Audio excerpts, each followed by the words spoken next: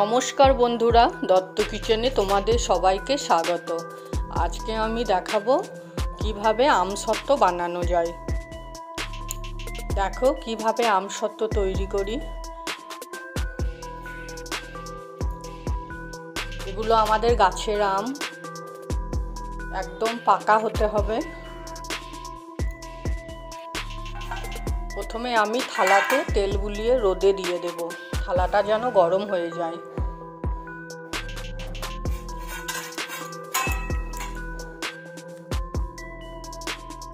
রোদে রেখে দিলাম, থালাটা গরম হতে দেব। এবার আমি আমগুলোকে একটা ফুটো থালাতে ঘষে নেব, যাতে আমের শাঁসগুলো তলে পড়ে যায় আর পোকাগুলো ওপরে থাকে, খোসাগুলো। দেখো কিভাবে ছাড়াচ্ছি। আমগুলো একদম পাকা হতে হবে।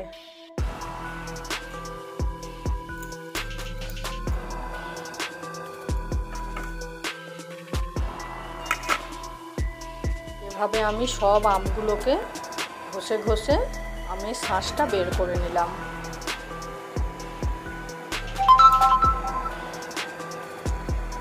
দেখো কতগুলো খোসা আর আমের আঁটি বেরিয়ে গেছে। আমগুলো খুব মিষ্টি ছিল, তাই এতে চিনি বেশি লাগবে না।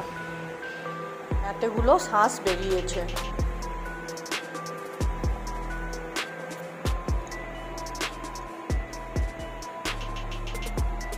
আমি কখনো আমসত্ত্ব তৈরি করিনি, আজ প্রথম বানাবো, কেমন হবে জানি না। এবার কড়াইয়ে আমসত্ত্বটা গ্যাসে বসিয়ে দিলাম, সামান্য একটু লবণ দিলাম। নাড়তে থাকবো, ঘন ঘন নাড়তে থাকবো, যেন তলে ধরে না যায়। ধরে গেলে ভালো লাগবে না। দেখো কমে গেছে কতটা, মোড়ে মোড়ে। এবার এতে একটু ফুড কালার দিয়ে দিলাম। ঘন ঘন নাড়বো, নাড়াচাড়া করতে করতে একদম যখন কমে যাবে শাঁসটা,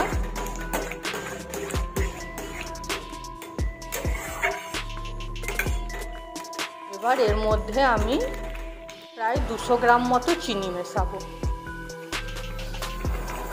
200 গ্রাম চিনি মিশিয়ে দিলাম, দিয়ে নাড়তে থাকবো। এখনো 5 মিনিট মতো নাড়বো।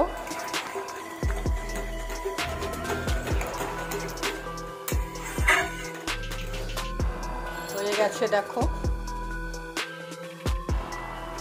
এবার একটু ঠান্ডা করতে দেবো। খুব গরম কড়াইটা, সাঁড়াশি দিয়ে তুলতে গেলে গায়ে পড়ে গেলে। এমনিতেই কড়াইটা যখন গ্যাসে বসালাম আমগুলো ফুটে ফুটে গায়ে লাগছিল। দেখতেই পাচ্ছ গ্যাসের চারিদিকে কেমন ফুটে ফুটে পড়েছে। হয়ে গেছে। এবার দেখো এরকম হবে, তখন তোমরা গ্যাসটাকে বন্ধ করে দেবে।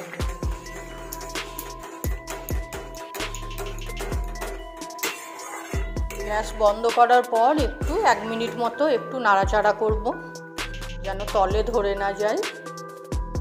এবার আমি থালাতে ঢেলে দেব। একদম সমান জায়গায় রাখতে হবে থালাগুলো।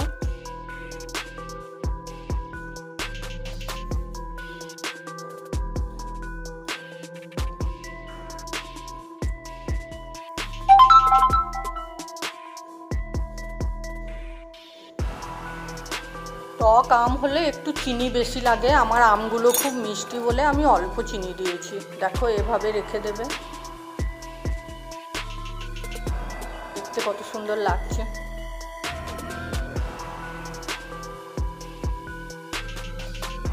প্রায় 3 দিন মতো আমি রোদে দিয়েছি। দেখো আর কি সুন্দর হয়েছে। দেখো তুলে নিচ্ছি, আমসত্ত্বটা একদম রুটির মতো উঠে যাচ্ছে।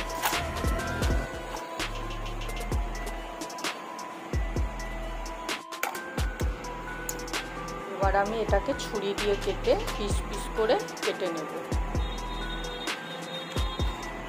রোল করে করে ফ্রিজের মধ্যে রেখে দেবো, কারণ এই আমগুলো গাছের আম আমাদের। আমার ছেলে বাইরে থাকে তো খাইনিও, আমসত্ত্বটা এসে খাবে।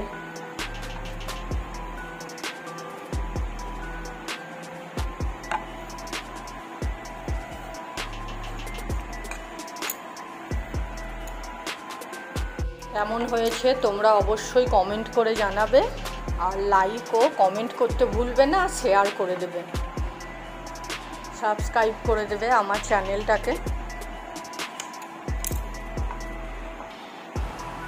আমি সব আম সত্ত্বগুলোকে এভাবে রোল করে করে আমি রেখে দেব, অনেক দিন থাকবে।